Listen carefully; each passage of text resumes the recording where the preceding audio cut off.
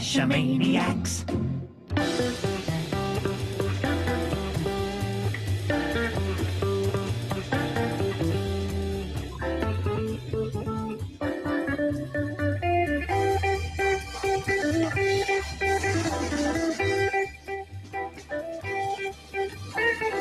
GeoGearHeads. Welcome to episode 296. Yes, that's four away from 300. This is the GeoGearHeads. I'm Chris of the Northwest, along with our talented and well-known host, Daryl W4. And Daryl, I assume the check is in the mail. It is. Well, I did get the trackables in the mail to you finally. Yes, I got the trackables. Yeah, that'll work. That's the reason I was so nice and generous to you in that introduction. I see. And, we've got some of those Magic the Gathering trackables that we're going to give away on episode 300. They're magical. They're magical magic trackables. That doesn't quite work. How come it sounds like a Beatles song? I hope not. I don't want to hear what the Beatles do to Magic the Gathering. But just as a reminder, just like tonight, which is a randomized show, episode 300 is going to be a randomized show. And if you send in your feedback for show 300, and you have to send that in by September 26th, you'll be entered in the drawing to get one of those 5 Magic the Gathering trackables we have to give away. So it's GeoGearHeads at Cachamaniacs.com with the subject show 300 feedback by September 26th if you want to be included in that drawing. That's not that long away. I mean, by the time this show airs, that's going to be about 3 weeks. Yeah. Well, it's going to hit the feed later on tonight, but then most people actually download this on Saturday and Monday in that order. So for a lot of people, they're not going to get it. Well, no one is going to get it if they're not watching live until September. And for some people, it's already September. Time travel makes my head hurt. Aren't time zones and date lines so much fun? Isn't it, though? You can go one way and go forward in time, another way, go backwards in time. And you don't even need a TARDIS. True. But Chris, White Coaster wants to know if the Magic the Gathering trackables are magically delicious. Of course they're magically delicious. Have you licked them? I have not licked them. Oh, they're fruity flavored. Ooh. You should go lick your trackables. Lick all of your trackables right now and tell me what the difference is. I don't think I want to do that. Especially because one of the ones that I have here is a solar eclipse. So, it should be cold. Are you sure? Mm-hmm. I was worried that it might be ultra spicy hot and I might have to run away and, soothe the tongue. They have to talk like this for the rest of the show. I'm sorry, why? With the burnt tongue. We're going to take a break while Daryl performs first aid to his tongue. All right. Well, let's kick off with some news from Rock Truck, which I'm sure everyone knows about because it's over a week old at this point. And we'll link to the blog post for the virtual rewards, as well as the Inside Geocaching HQ podcast episode 7, which actually had a lot more information on it. But the virtual rewards are basically 4,000 new virtual caches that were handed out to existing quality cache hiders and to volunteers. And in a nutshell, no, virtual caches are not back. Right. This is a limited number that have been issued only to a few people. There's not going to be any more. And there are no plans or even conversations at this point to bring back virtuals. And we'll go into that a little bit more. But one of the interesting things I found out earlier this week from someone on our Twitter said that they have someone in their area who has several sock puppet accounts for the events. Mm-hmm. And those events were gifted the virtuals. Oh, that's not fair. Yeah. So they've placed the virtuals, but that seems a little screwy that you have these event sock puppet accounts, which I guess technically I don't think you're allowed to do those, but it's common practice, especially for like megas and for giga events, that you Exactly. have an account that hosts those rather than an individual account. Interesting. So yeah, I really wish that geocaching.com had like a group account that you could do. Hmm. So for like a family to hide, a team, or for like these events, because then you wouldn't have to have the sock bucket account, and then anyone who's part of that, you give them owner rights, that kind of stuff to edit. But that would be a huge, huge change to the system that I Yeah, I don't mean, think is viable. basically you're giving permissions. So you could have like co-owners to a cache or to an event. That would actually be really interesting. I mean, I deal all the time with Windows file structures and their permissions. You could do something like this. Oh, you get read only, you get write Yeah, access to the web page. And yeah. right.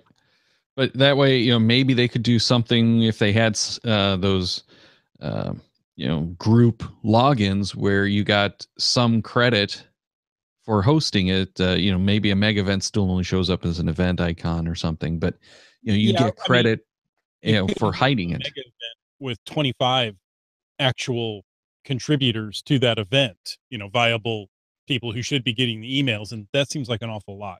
Yeah, yeah, Now, exactly. I've co-hosted an event with another person, so there was two of us. That would have worked out really well, but when you get a mega event, I don't know. Some of these are ooge. Oh yeah. Well, and I could see the groups also doing the logging of the cache. Like I'm going out with this group of cachers that we'll call. Well, I'll use the Motor City Cache machine that I still go caching with at some of the events, and it's not going to work for this group. But as an example, if we all go caching, log them all under that, one person takes care of all of the logging, and it registers for all of those accounts and just counts the number of people. So that would be an interesting and very handy tool for families. Right. Families especially, I think, would appreciate that. And maybe then one person is a primary account holder. They log for the whole family, so they can easily get to those premium only caches, even though only one of the 4 screen names are in there. But we're totally off track, which we tend to do. Good No, at that. not us. Hey, let's talk about virtuals. What do you think about Yes. virtual rewards? Well, here's what I found interesting in the guidelines, because the guidelines have changed a little bit. Virtual caches, of course, have no proximity restrictions. If the cache owner wants to avoid placing a virtual cache with a similar content, they can ask their reviewer to check for nearby unpublished caches with similar content. And that kind of surprised me because I think I finally figured it out. But how is a physical cache, a traditional, a virtual, or a Earth cache maybe, but a multi or a puzzle cache really going to have similar content? But if it's a multi or a puzzle cache, you might be making reference to something that you're going to use for that virtual. So Same sign or placard, for example. exactly, or it could be like an Earth cache. You're going to this location and you're going to ask almost the same questions on the same subject, but maybe getting it from a different plaque. And you probably don't want to do that, because if someone's already doing a multi or a puzzle or something like that, what's the point of having the virtual out there? Right. Then the acceptable logging tasks, questions that can only be answered by visiting the location. So That these are makes sense? ALTs, acceptable logging tasks. Yes. Tasks for the finder to fulfill, for example, find 5 statues on the buildings around you and post the picture of the tallest one with your log. So, one of the things that is notable is they are saying that you can require a picture. Mm-hmm. Photos of location or GPS and phone device at the location, which I highly discourage, because most people now, the smartphone is everything. So, how are you going to get a picture of the smartphone at the location? Mirror. Have a Yeah. mirror. How many people are actually carrying a mirror around, especially if they're going for a virtual? Most women. Maybe. I'm not even sure I'm willing to say most women. Oh, you're right. Sorry. I've been out in too many of these caching groups where no one has a mirror. And then a photo of the geocacher at the location, as long as the face is not required in the photo. Oh, interesting. Now, this goes back to some changes in laws all around the world, but there was a child protection law here that I can't remember what it was called in the U.S. that restricted what information people could require. And that's also the same law that basically says you can't sign up people 13 and under for your web services. Right. Because you can't collect enough information to make it worth signing them up. So Peter file law. No, it's like CISPA or something like that. That's not the right one though. Anyway. But yeah. So, okay, virtual caches are not back. However, it sure feels like virtual caches are back. Well, I am very excited because we're finally going to get some new virtual caches. I'm a little bit torn though, because one of the nice things about the virtuals was that you could finish off an entire area and they were never going to come back in. Right. Now we're going to come back in. Right. They'll also be reviewed by the usual cache reviewers for your location. Mm-hmm. So it's not going to a special reviewer. Right. I'm going on a cache run on Saturday with a couple of friends, and there are a couple of virtuals of these new virtuals that we're gonna go hit. So I'll let you know how they work out. Yeah, I've seen some of the virtuals. I don't think we've had any by us that have published. I do have the notification set up, so if anything publishes within 25 miles, I should know about it. Mm-hmm. But we mentioned already, there's only 4,000 of these that went out. Right. Not And everyone has. Around the world, not just. Absolutely. And one of their big things was to try to fill in the spaces that didn't have many virtuals. So I don't know what that means. They won't give us a whole lot of information, but they did go out to the volunteers. So presumably the volunteers are covering the world. So that's going to be a good one. But I don't know if they did any kind of bias for the number of virtuals that are already in your location. And by that, I'm assuming it's the territories that they have selected. So in the US, it's going to be your states. In Canada, it's the provinces. But in other locations, they don't have any of that, and it's just a country. So if your country has fewer, I think they intentionally gave those hiders a couple of more to figure it out. But it was done, near as we can tell, by how many favorite points you have on average per cache, and making sure you don't have any current needs maintenance logs whenever they did the containers or the checks. Oh, but yeah, going back to the 4,000, these people have to obviously hide them, but they only have till August 23rd of 2018, so 1 year from the date they were issued, to submit the virtual caches. So we're not going to get 4,000 caches, because you're sure at least one of these people is not going to go and submit the cache. And we've heard some discussions that we'll go into a little later about people who aren't going to be doing that. Oh, that will not, even though they've got one, they will not be doing it.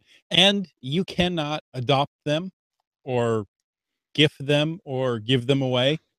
Right. So they're only good for the people who receive them. Yeah, and I did ask Rock Chalk about the worries that I had that virtual caches might deter some of the parks from entering into the physical geocaches.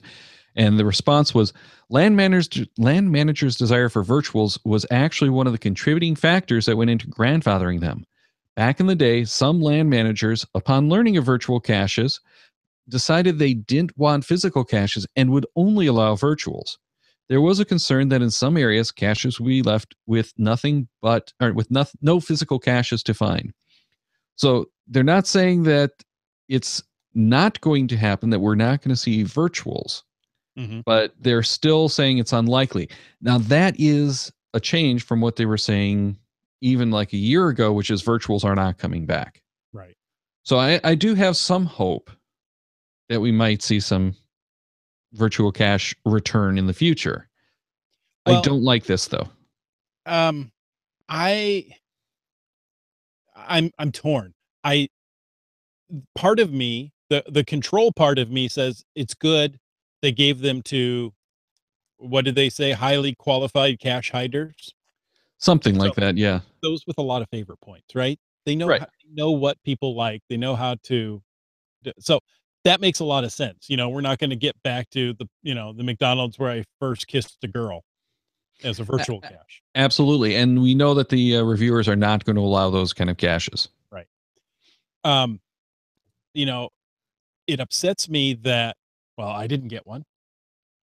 I would really like one. I think I would place a very nice virtual cache. So, you know, the the the the control part of me says it's great. There's some boundaries. The jealous part of me says no, I didn't get one. Yeah, So, well, I knew when I heard that you had to have the, high quality caches that are in good there you go. condition, Yeah. that I'm not going to get it because, among other things, I have two that I put the maintenance requires flag on it myself Mhm. because I have to get out there and I just haven't had the time. So I want people to know, yes, it needs maintenance. I know it. Trust me, I'll take care of it eventually. So I knew I wasn't going to get it. And I would like to have done that, but my big issue with it is this is almost identical to the old caches. There's nothing Right. that's been done. There's no change in the listing so that you can do an automated log keyword or anything like that. Right. And it's Like, not a lab type cache where you go to a web page to enter it. No. So yeah, it and I is still hope for that the all lab caches do actually replace virtuals ultimately. right. That No, to for me all is intents where they and were trying purposes, to go. it is a virtual cache. Yeah, it is the virtual cache. We have up to 4,000 more of them in the game. And I think that's cool because it's been way too long. What, 7? No, it's longer than that. It's 12 years, I think, since they've been our grandfathered. So, we have something that we haven't seen in more than a decade making it back into the game that was very popular, had its issues, and they haven't addressed those issues, but they've put some limits on to try to ensure that we're not going to experience problems from those issues. Mhm. Team Maviju in the chat says one of the biggest favorite points in Sydney is a key holder near a wharf. Absolutely no skills in hiding or quality. Well, so having a highly favorited cache, it may be location and not the quality of the cache. Yeah. Yeah. And I've seen caches like that where it's simply because it's in a quick and easy spot, it gets the favorite points because someone can run out from the train station, airport, whatever that might be, to easily grab it. And to me, that does have value. Do you want to read the email though from Sim Rebel? No. Okay. Okay, I'll do it. Sorry, You Sim talk Rebel. me into it. Sim Rebel, I have nothing against you. In fact, I think I like you as a person, though I can't say we've ever met. Um, okay. Sim Rebel in an email wrote in for show 300, but we're using it now since this is when we're talking about the virtual rewards. I've heard some people that receive them that they feel there's way too much pressure to choose a good one, and they don't want to put one out. And they don't want to put one out people don't like then. Oh, they don't want to put one out that people don't like and then suffer the repercussions from the geocaching community. Do you think there's too much geodrama in the game? Geodrama, yes, of course, because Yeah. I don't like any geodrama. No. No. So any Yeah. geodrama is bad. Oh, geodrama Yeah. Geodrama. tonight on geodrama. Dum dum dum dum dum dum dum dum. Anyway, Yeah, there's a lot of pressure to put them out. I don't expect these to be spectacular, right? I think the good spots have already been taken by the virtuals.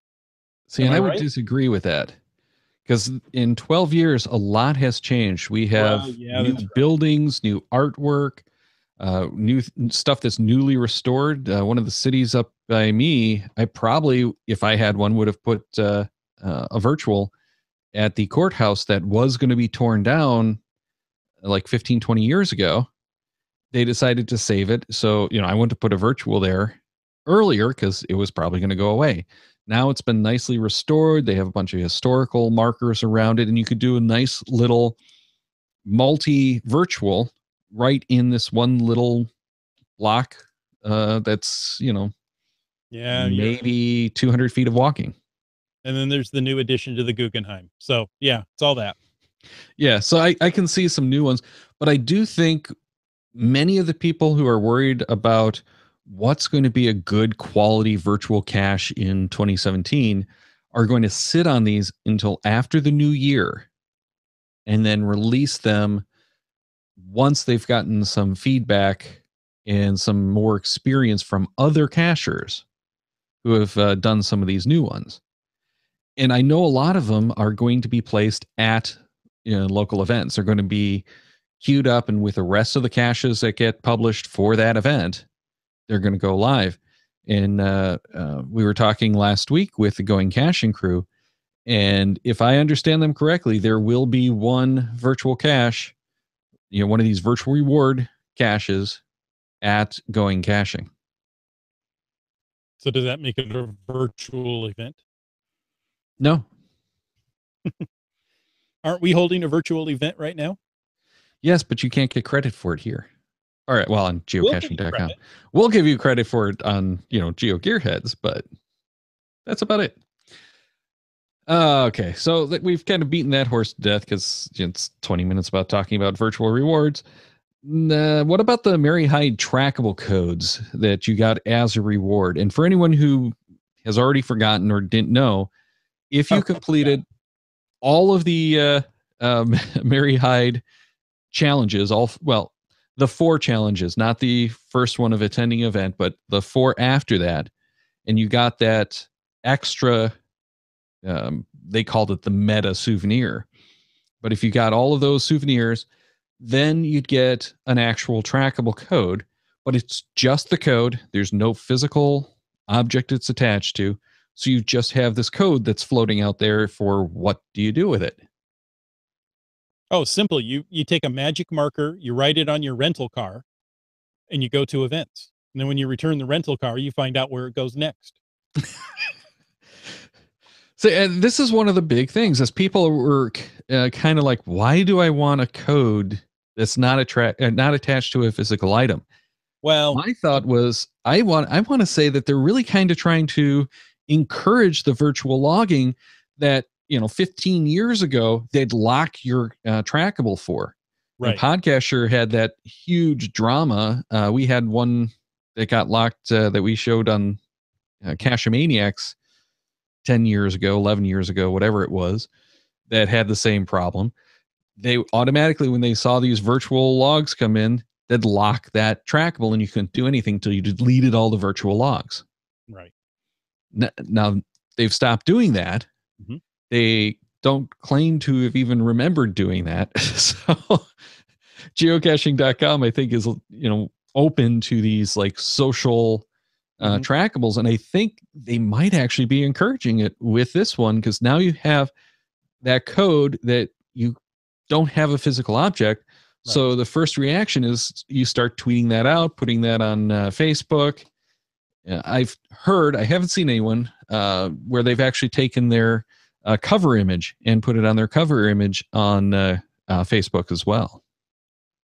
Go get a t-shirt made up with that number on it. Yep. You can take it and write it on anything. You could etch it into a piece of wood and release it as a trackable.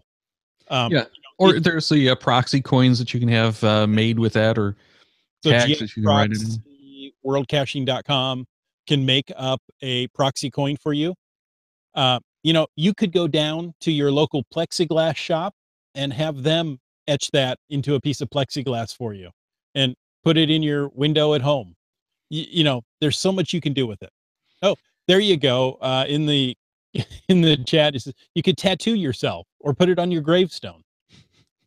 Yeah, my plan was to try to actually get both mine and Renee's made as stickers for the car, because we've wanted to do that anyway, have one for each of us on the new Cashmobile and have it just follow the car around everywhere we go and anywhere anyone can discover it. Yeah, getting a custom vinyl made is so easy nowadays. So yeah, you could get that vinyl made, apply it to your window, apply it to the back of your car, however you want to do it. And there's your tracking code. Now you have your own trackable. Yeah. And I think it's actually a great idea personally. If I wanted to go do that, let's say I have a shirt here that says security on it. I could put a tracking code under it. If I wanted to go do that, that would be $5 from geocaching.com. They're the only ones who can do the custom codes or do tracking codes. Well, I think it's only $1.50 now for the tracking codes. Oh, okay.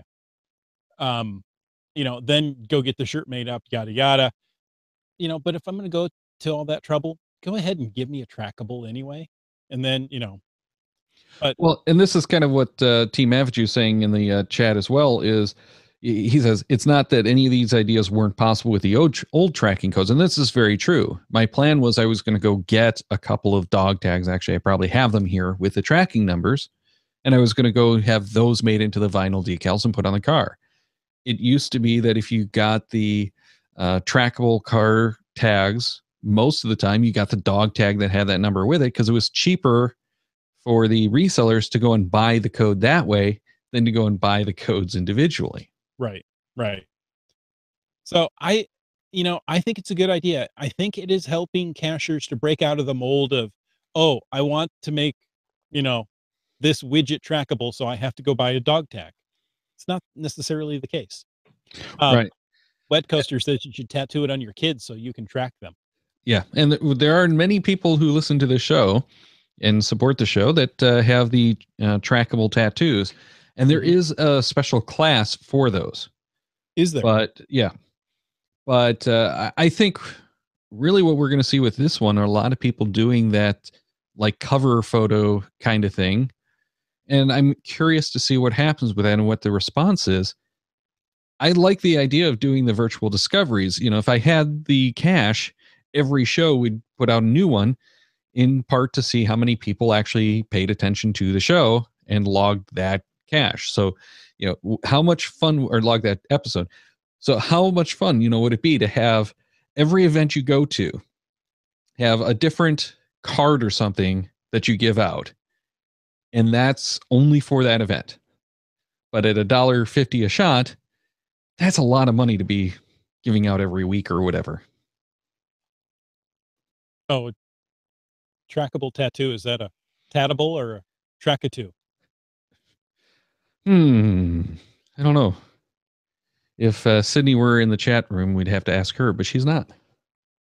Okay, so in the chat room, this is kind of funny between Team Mavaju and Wet Coasters. Team Mavaju says, if you put the trackable on your kids, make sure you hide them in a large cache so they don't get squeezed.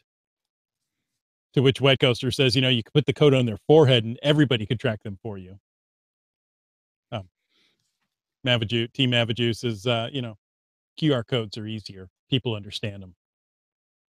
And they're commonly recognized. So yeah, do a QR tattoo on your children's forehead so you know where they are. Well, we did do the QR code instructions on one of the previous episodes. So if you want to do your trackable as a QR code, there is a technique that you can use to take the logger directly to that page. Right. So that's probably 3 or 4 years old. I will try to remember and put that in the show notes. Actually, I had it as a blog post. So that's probably the easiest way to do it. So I'll try to put that in the show notes as well. But it's really, really easy to do. So, check it out. And notes for you. So yeah, now you can't forget. Well, you can. Well, there's no link. I need the link. See, what good are you if you can't find the links like that, or if you don't remember them? That would be even better. Do we have a research department on this podcast? I don't think we do. Oh, you need one. We have to have a research department. The problem is we do it too early or too late for our researchers. Yeah. All right, so now let's move on to Merlin1392, who submitted this through the website. Recently, I've been looking at a slew of puzzle caches. As I open the cache page, a message, please update your account to enable third-party hosting, and for important information, please go to, and the URL for PhotoBucket P500, and there's no graphics. Clearly, the website has changed its rules for putting pictures on cache pages.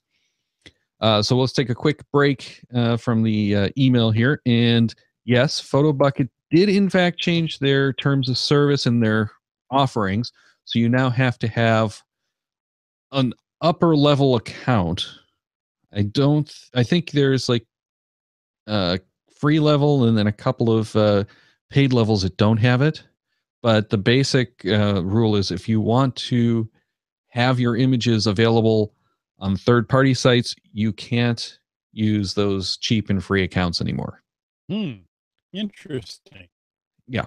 So there are a bunch of these cache pages that relied on PhotoBucket because it was, cheap or free hosting that gave you the ability to host those images, and now it doesn't. So for those cache owners, what you should do is go to PhotoBucket, download your photos, upload them to geocaching.com, and use those links from geocaching.com to host it, because then it's hosted from the same service. Geocaching.com is not going to tell you have to host on a different service. So it's always going to be there. Anyway. Oh, go ahead, Chris. I was going to say, why wouldn't you upload them to geocaching.com to begin with? Well, back in the early days, you couldn't really do that because it compressed the heck out of everything too. But in some cases, people don't want those images altered. And if you clicked through to PhotoBucket or to Flickr, you could get the full information, including all that EXIF data. So if you were trying to get a puzzle where it was in the EXIF data, you can't host it on geocaching.com.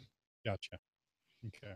So there are still valid reasons, but if you're just trying to do the images with the puzzles or the clues, make sure it's hosted at geocaching.com, because if geocaching.com goes down, you can't get the web pages anyway. And it's free. All right, so should we expect cache owners to check their pages and be aware of this? Should we as cachers bring it to their attention, or should we just post a should be archived since there is no other information but the graphic? What's a cacher to do? Well, yes, COs should know this. And yes, as a cacher, you should post a note, or not necessarily needs archive, needs maintenance to start with, that, hey, your images are no longer here. I can't solve this without those images. Would you update the page? Well, and that I started off with the ones that I ran across where I just contacted the CO directly, through usually the messaging service, and said, hey, this cache uses the PhotoBucket service, which no longer allows you to host these images. So there's no images to solve the puzzle. Are you going to update it, or blah, blah, blah? And it's taken them quite a while to do it. Especially for caches that have been out there for 4 or 5 years, and a lot of people don't bother keeping backups of those images. It takes them a while to go and take care of it. And I think PhotoBucket doesn't allow you with the free accounts to download the original images anymore. Ouch. Yeah. So, what was the cache owner's response? Was it, oh, I'm surprised, or too bad for you? Well, when I first started contacting these cache owners, it was within a week of the change. So most of them just didn't know, because they probably haven't used PhotoBucket since they put the images up there. Also, Yellow Jeeper Man says that geocaching cannot do the animated GIFs. So if you want an animated GIF on the page, you have to do it through a third-party service, which is true. I tend to not like the animated GIFs, because not all browsers and tools like your caching apps will necessarily support the animated GIFs. Team Mavaju, who seems to be our research department for this show says he's done that, posted a needs maintenance log for oodles of events geochecker is gone caches. So, if they have that events geochecker site, that one is no longer operational and you can't verify if you've solved the puzzle properly. Yeah, absolutely. All right, shall we move on to Coon and Bud? I would love to move on to Coon and Bud. Oh, you're asking me to read it. I'll read it. Yeah, sorry. Coon and Bud wrote in an email, I have to update/change my geocaching name as the geocaching.com informed me the ampersand symbol is no longer supported at geocaching.com. I found this out when I did not receive my free trackable in the Mary Hyde event. I contacted them and got an interesting email back. I could share, if interested, a very detailed email, but I did get the code and the free trackable. So looking at the geocaching.com guidelines for naming, for editing a username, as of June 2016, geocaching.com supports the following characters for usernames. All other characters, including spaces, are invalid. That's lowercase a through Z, uppercase a through Z, 0 through 9, and then a horde of international characters. Yeah, the umlauts, accents, that kind of stuff, right. Tildes. Yeah, but you can't do any of the punctuation. That's all gone, so no more bangs, the exclamation marks. And for anyone who doesn't know, the ampersand is that and symbol that looks kind of like the figure 8. But this is the first time I've heard an issue with anyone not receiving anything due to the username. And I'm not surprised that that's going to happen. Mm-hmm. But it's the first time that I've heard of that happening. So if you do have one of these legacy names, you probably want to change it. And I have to say, I'm very disappointed that they don't do like the plus symbol even. Pluses, hyphens, they're not supported. Yeah, I don't know why. Well, I'm assuming it has to do with searchable, like control characters, because sometimes a plus is also search this and a minus is don't search for that. Yeah. So I'm assuming that that's what's going on, but that just seems database operations and such. Yeah, it just seems sloppy. But the spaces in the names, those went away a long time ago. And for a while, people were doing underscores, and that's not supported either. So the only way to do any definition is to do the camel case, where you have, like GeoGearHeads, where it's the G, and the H are all capitalized, but everything else is lowercase. Right. Yeah, and like Team Avju saying URL encoding is frequently the plus is the replacement for the space. That's true. So, yeah, I could see that if, you're looking for a geocaching name and it's got an ampersand or a plus in it, that, now your browser says, oh, I know what to do with this, and changes it, and you never find what you're looking for. Yeah, but all of the things that I've come up with are stuff that they should be able to take care of on their site, and you don't have to worry about it. But this is also one of the reasons why there's been that case where you can do user equals and then the username in a URL. Mm-hmm. But that only works if that username actually exists. So we have a number of the links that I've done on our show notes that are going to be broken as people go and change their names like Coon and Bud did. But I try to link back to the long URL that has a whole bunch of extra characters in there. But sometimes I can't seem to get that out, where it's just not letting me find that user. And this is probably why, is because their new search since 2016, actually it goes back even earlier than that, doesn't like things like spaces and wasn't coming up with the right name. So I think rather than fixing it, they just decided to lock it all out. Well, and I understand it to an extent, but there are ways to work around it. And absolutely. I'm sure they had good reasons that we will probably never know about. Yeah, well, I think it goes back to just there's a whole lot of old, poorly done code from the early days that they just have to work around, and this is how they have to work around it without rewriting a whole bunch of stuff.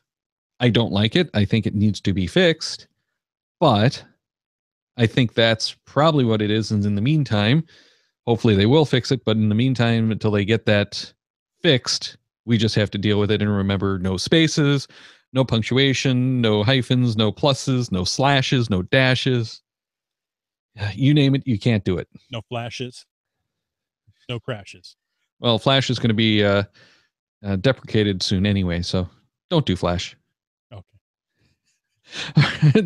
Going back to geocaching.com on another subject, though, they now added an events calendar to your dashboard. You know, that new dashboard that everyone hates? This is one of the reasons why they gave us that new look, is because now they can add stuff. I actually like it. I do. There's some stuff I don't like on the dashboard, but it's definitely coming around, and I love this new feature, though I wish you could turn on and off some of this stuff, and we might be getting that eventually. Well, you can minimize it. It's still going to take up width, but you don't have to see the events. Yeah. Well, but especially on the mobile, some of the stuff gets, and I'm not talking about the events. I'm talking about the menus and stuff on the mobile. It just becomes one long column. And we were at an event the other day, and someone was trying to find one of the links, and they were scrolling for a really long time to get to the links that they wanted. But anyway, in the blog post, they said, with one look, you can see if and when there's a geocaching event near you. It's easy to RSVP, look up details about the event, or browsing for upcoming events. Select any date to see further information about up to 3 events near you that day, the closest mega or giga event, and their locations on a map.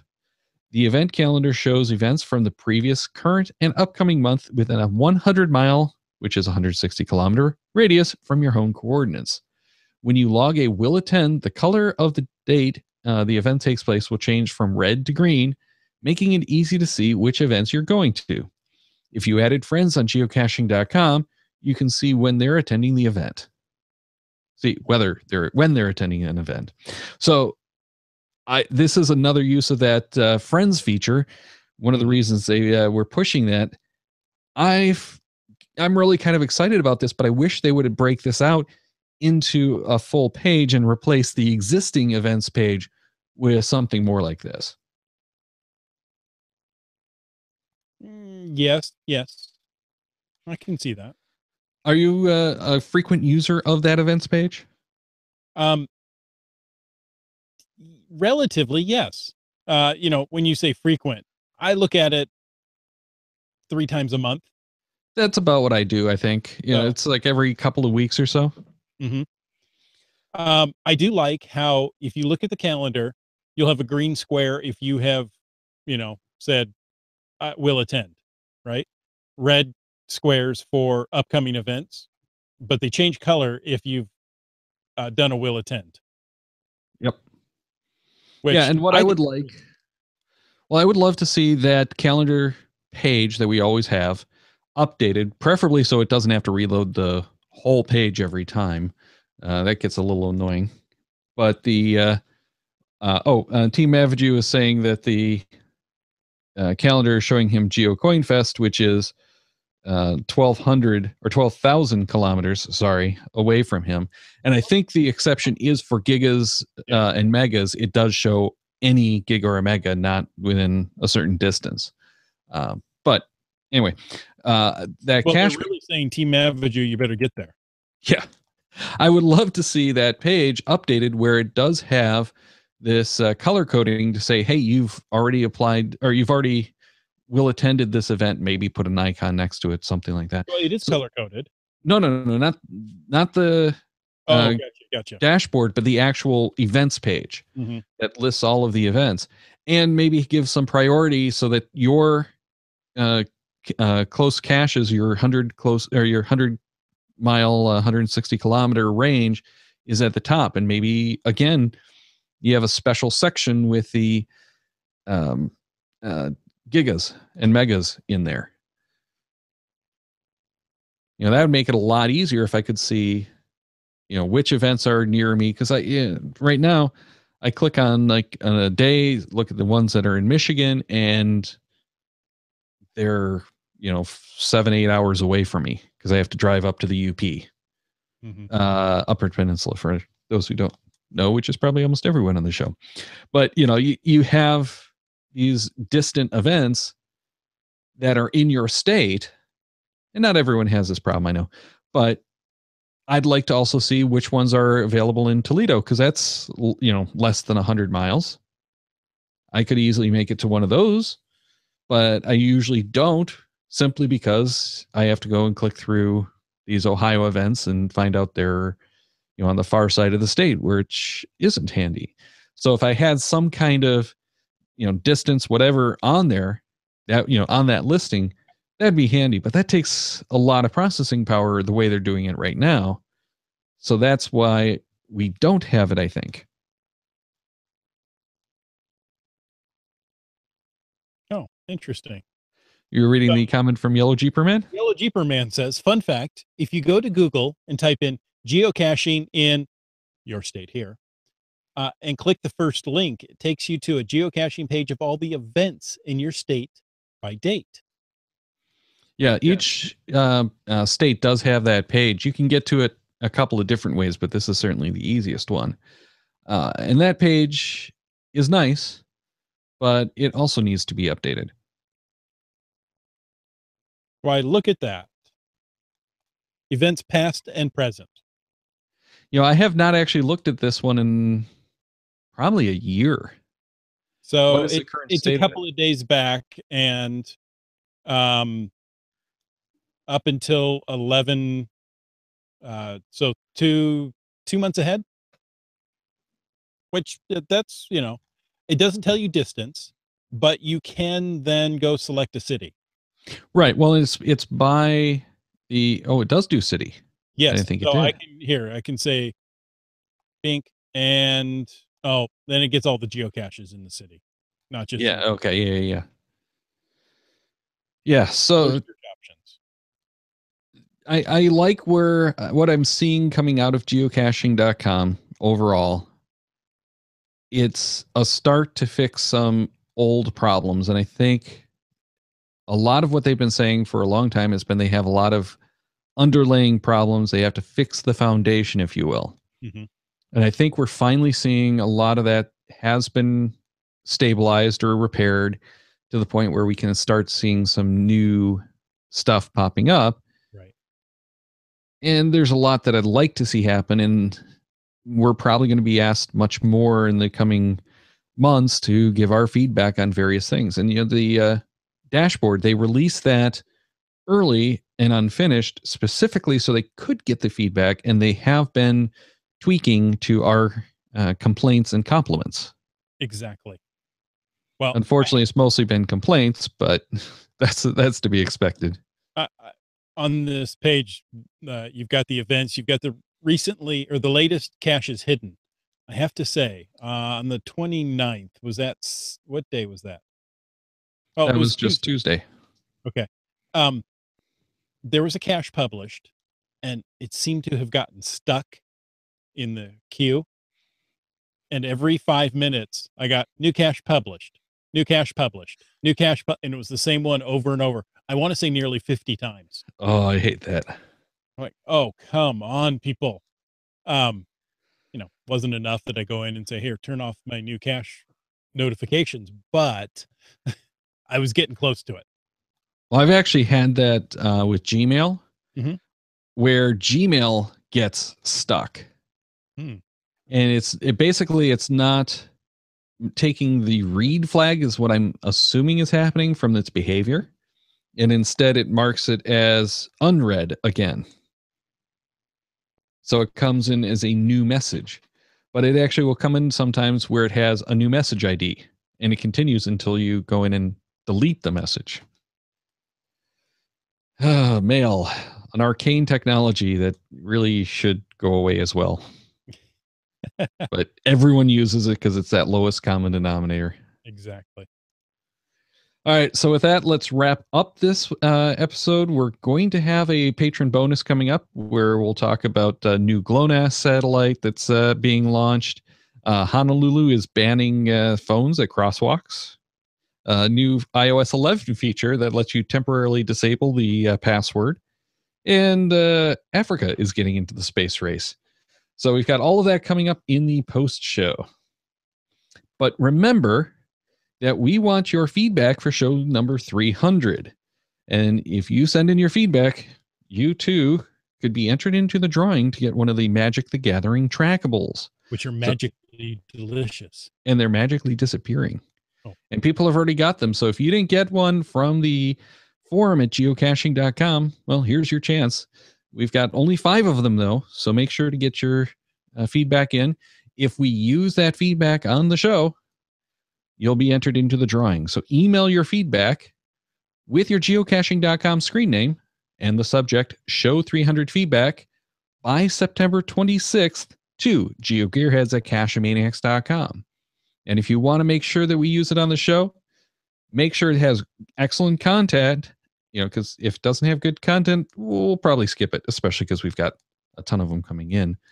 And if it's in your own voice, we really like to play those because it gives us a rest. We don't have to keep talking forever. So record that email or record your audio, send that in that email to geogearheads@cachemaniacs.com with your geocaching.com screen name and the subject show 300 feedback. Get it to us by September 26th to be entered into that drawing. You better believe it. Until then, you don't have to hold your breath. There are going to be more shows. Next week, that's September 7th, we're doing Geo Live 8.0 with Ron, the developer of Geo, a Android-only geocaching application. September 14th, we're doing GPS Tech number 3 with Limax, who kind of is the research department for this podcast. September 21st, we are doing Going Smartphone from GPSR number 2. This is with Jennifer of Team AJK. And I'm so choked up about this. And finally, show 300. That's a randomized show. And we're going to have on Land Monkey. Daryl, what have you done? Well, we might have someone else on too. But check the Cachemaniacs website at cachemaniacs.com for more on the GeoGearHeads, including show notes for this and all of our episodes. We love hearing from our listeners, so leave us feedback by emailing geogearheads@cachemaniacs.com or through social media. Your support helps keep the Cachemaniacs shows coming. Please consider becoming a patron through the link on our website to support the Cachemaniacs shows. GeoGearHeads is produced by Chris Steffenauer and Daryl Wanberg. This show is copyright 2017 by Daryl Wanberg. All rights reserved.